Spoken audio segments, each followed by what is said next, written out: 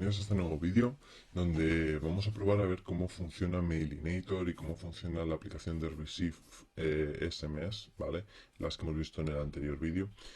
Básicamente, bueno, ya habíamos comentado que el primero de ellos, que sería Mailinator, básicamente es una aplicación que lo que nos permite es acceder a buzones de correo públicos. Por ejemplo, si nosotros aquí ponemos pp796, esto nos va a redirigir, digamos, a la carpeta de entrada del correo pp796@mailinator.com, como veis aquí. Entonces, esto es algo que puede utilizar cualquier persona porque es abierto y nos puede ser muy útil a la hora de, pues eso, lo que os he comentado, procesos de descargar software o cualquier tipo de cosa donde os tengáis que registrar, pero no queréis poner un buzón de correo vuestro para evitaros que os llegue publicidad. Entonces, por ejemplo, imaginaros que queréis descargaros un software. En este caso nos vamos a descargar Nessus, que bueno, lo comentaremos más adelante, pero básicamente es un programa para realizar auditorías de vulnerabilidades en sistemas. Y aquí nos pide nuestro nombre, apellido y correo. Pues correo, ponemos el de Mailinator, que acabamos de ver, pp, que nos mande updates. Total, nos va a dar igual. Le damos a register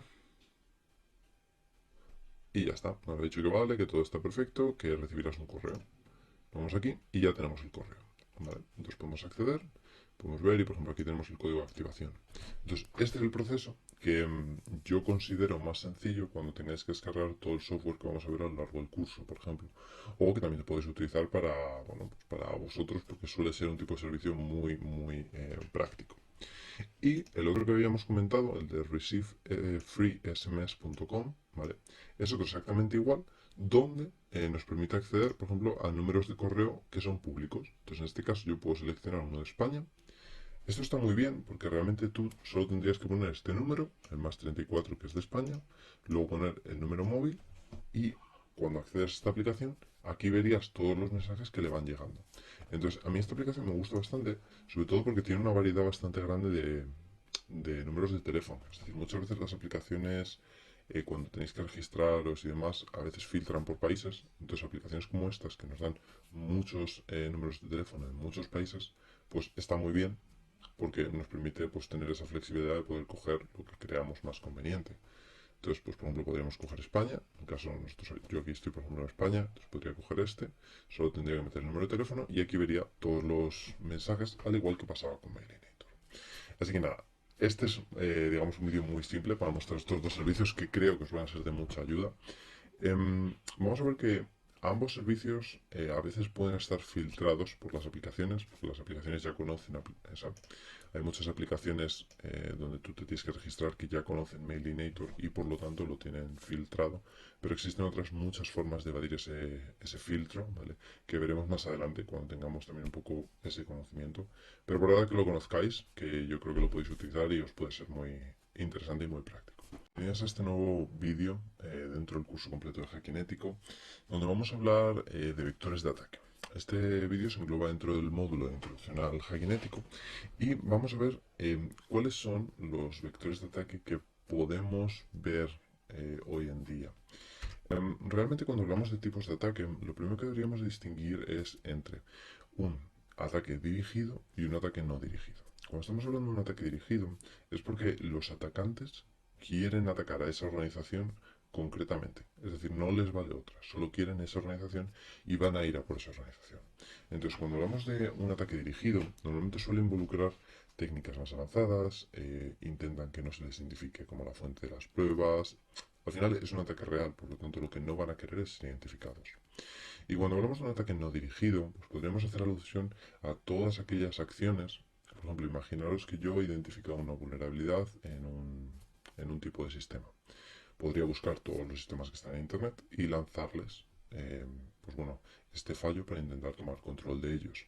Eso no sería un ataque dirigido, sería un ataque no dirigido, porque yo no estoy yendo a una organización en concreto a atacarla, sino que estoy disparando a todo lo que puedo disparar para intentar entrar en la mayoría de equipos posibles. Por ejemplo, otro tipo de ataque no dirigido sería muchas veces el malware. Pues hay muchos, digamos, criminales que lo que buscan es, imaginaros cuando descargáis un juego y ese juego lleva malware, lleva un bicho adjunto, pues esto no es dirigido, porque es que no es que te estén infectando tu equipo, porque quieren tu equipo concretamente, sino que pretenderían infectar cuantos más equipos mejor. Entonces, una vez hemos distinguido entre los ataques dirigidos y los ataques no dirigidos, vamos a pasar ahora a ver en qué consisten cada uno de ellos. Cuando hablamos de un ataque dirigido, estamos hablando de un atacante que tiene una motivación muy importante, que es que realmente quiere atacar a esa empresa. Suele tener recursos mayores que en los ataques no dirigidos, ¿vale? Y en cuanto a las fases, podemos distinguir las siguientes. Primero, el reconocimiento.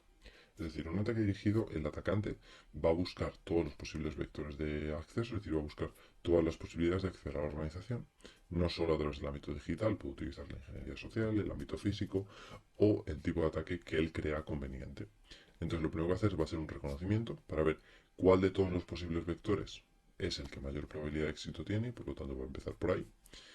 Posteriormente, identificará un vector de acceso, es decir, identificará un vector por el que colarse a la organización, ya sea un sistema que está expuesto en Internet y es vulnerable, mediante un phishing y un malware adjunto, intrusión física o lo que sea. Va a identificar ese vector de acceso. Una vez esté dentro, va a implantar persistencia, es decir, va a tomar control de diferentes equipos a nivel interno para evitar que si identifican su vector de entrada y lo cierran, pues ya no pueda acceder. Sino lo que hará entonces será mantener persistencia, que será infectar otros equipos, tomar control de otros equipos y poder acceder a ellos de forma remota. Por lo tanto, puede tener muchas puertas diferentes, muchas puertas traseras en la organización y podrá seguir accediendo, ¿vale?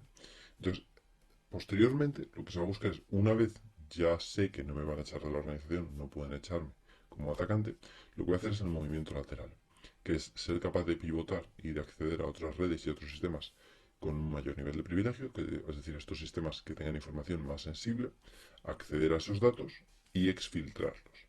Es decir, sacarlos para que yo pueda robarlos como un atacante. Entonces, esto sería el ejemplo de intrusión real. Realmente, estas fases serían las mismas que se ejecutan en un ejercicio de Red Team, ¿vale? Porque lo que se busca es lo mismo, es un ataque dirigido, pero pueden variar un poco en base a la naturaleza de la organización y en base también un poco a los objetivos que tenga el atacante. Pero de forma más o menos estándar, estas son las diferentes fases que tendría una intrusión real. Es decir, el conocimiento general, la identificación de un vector, persistencia para que no nos echen, movimiento lateral para llegar a aquellos equipos que nos interesan, obtener la información que nos interesa y exfiltrarla, es decir, sacarla de la organización o robarla. ¿Vale? Y cuando hablamos de un ataque no dirigido, normalmente no tiene todas estas fases porque suele ser acciones puntuales, por ejemplo, malware. Seguro que muchos de vosotros conocéis el virus de la policía, CryptoLocker o malware similar, es decir, software malicioso similar, que realmente no es dirigido, sino que el objetivo es cuanta más gente se infecte, mejor. Otro caso similar, el phishing. Realmente a todos nos llegan correos de phishing que pretenden decirnos que nos ha tocado la lotería. Obviamente eso no es dirigido, es decir, no nos están atacando a nosotros porque quieran nuestros datos concretos o acceso a nuestro equipo de forma concreta, sino que es a cuanta más gente mejor. Y por otro lado, pues, por ejemplo, la explotación masiva. Esto sería un poco el vector de ataque que os he comentado antes. Si yo identifico una vulnerabilidad, pues intentar disparar a todo lo que hay conectado a Internet para tomar control de cuantos más mejor. Entonces, esto serían algunas acciones cuando hacemos alusión a un ataque no dirigido. ¿Vale? Entonces, una vez sabemos las diferencias entre un ataque dirigido y un ataque no dirigido, vamos a ver ahora los tipos de atacantes. Porque en base al tipo de atacante suele ser fácil identificar qué tipo de vector utiliza. Por ejemplo, vamos a empezar con terroristas. Cuando hablamos de un ataque terrorista o ciberterroristas, normalmente los ciberterroristas utilizan solo ataques dirigidos. ¿Por qué? Porque no les interesa, por ejemplo, ir a por una frutería. Les interesa ir a por lo que les interesa, que será una organización gubernamental, una organización donde haya mucha gente, etc. Por lo tanto, los tipos de ataques que realizan los ciberterroristas serían ataques dirigidos. En el caso de los estados pasa absolutamente lo mismo. En el caso de los criminales no. Los criminales sería un claro ejemplo de ataque no dirigido, excepto aquellos criminales que buscan realmente materializar una intrusión en una organización, que entonces sí que sería un ataque dirigido. Los activistas pueden ser ambos, aunque suelen ser ataques dirigidos. Los empleados internos suelen ser ataques dirigidos. Y los script kiddies básicamente son gente con escasos conocimientos que únicamente lanza herramientas automáticas. ¿Vale? Y obviamente en el caso de los script kiddies suelen ser ataques no dirigidos. Cuando hablamos de atacantes, realmente la motivación es totalmente diferente. Por ejemplo, los ciberterroristas pueden intentar tomar control de sistemas físicos para hacer que algo explote. Los estados suelen buscar exfiltración de información. Los criminales buscan fines monetarios, etc. ¿Vale? Pero a nivel global, cuando hablamos de posibles atacantes, estos serían los posibles atacantes que podemos encontrarnos. Estados, criminales, activistas, empleados internos, script kiddie y terroristas, ¿vale? Y con esto llegaríamos al final del módulo. Como veis, ha sido un módulo sencillito, donde hemos visto únicamente la diferencia entre un ataque dirigido y un ataque no dirigido, y poco a poco iremos profundizando más en qué tipo de ataques podemos realizar, tanto en un ataque dirigido como en un ataque no dirigido.